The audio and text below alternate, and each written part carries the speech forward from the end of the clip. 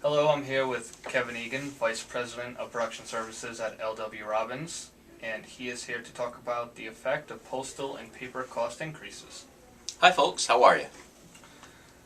Kevin, there is an expected postal rate increase in January of next year, 2014. What financial effect do you anticipate this will have on nonprofit organizations? Well, I think in the nonprofit sphere, everybody should get ready for, I believe, a 5% increase. The final rate case has not been ratified yet, but I think it's going to be somewhere in that 5% range. I think that everyone should also take into consideration that first-class rates will go up as well.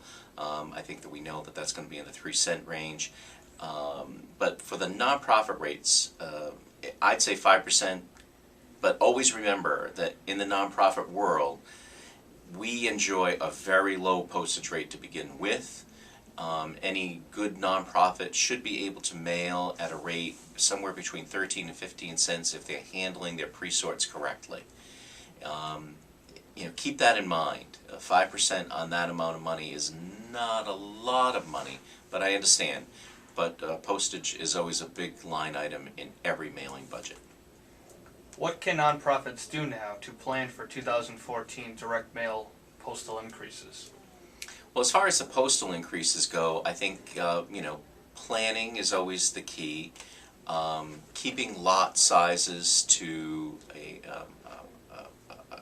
sizable portion so that the pre-sort is not adversely affected. For instance, if you're mailing a really small lot, it can't help but go at full rate.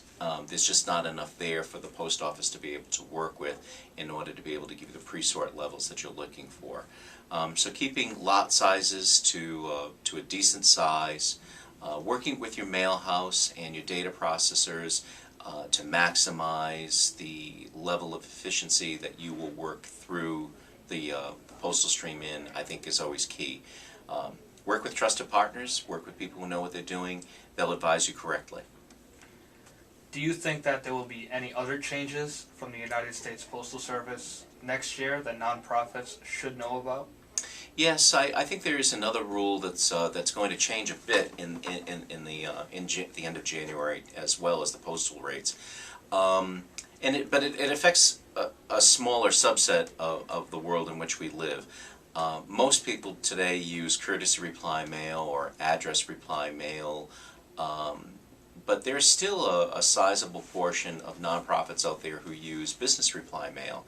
If your business reply mail envelope is a qualified business reply mail envelope, QBRM, then you have to know that your envelope must meet the IMB regulations for reply mail as well as outgoing mail. The post office is beginning to follow up finally and implement the rule that was really stated at the beginning.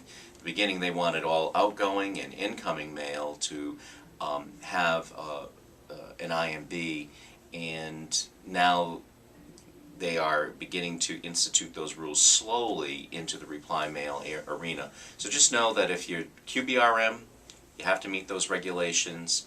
If you're not QBRM, you're still on the you're footloose and fancy free for a while, but know that the post office is going to come down on this at some point or another. In order for them to be efficient, they need these IMB codes, and that's the only way they can do it. And by doing it, it will help actually keep their costs down. So try to do those things as early as you can, even if you're not forced to do them. So what will the total impact of postal and paper cost increases be for nonprofits that use direct mail for fundraising? Well, we've already kind of discussed the postal situation. I think a 5% increase. As far as paper goes, in the coming year, I think everybody's got to get ready for paper increases to occur. The paper mills and the paper companies, which there are only a few left in the world today, are going to raise their prices in the coming year.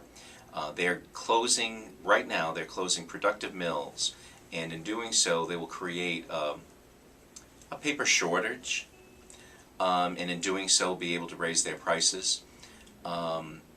If you plan ahead of time, work with your paper suppliers and your printers, you should be okay. But if you use any kind of specialty paper, heavy set papers, things like that, know that you probably are going to need a longer leg of time to make sure that the papers are at your disposal when you want them.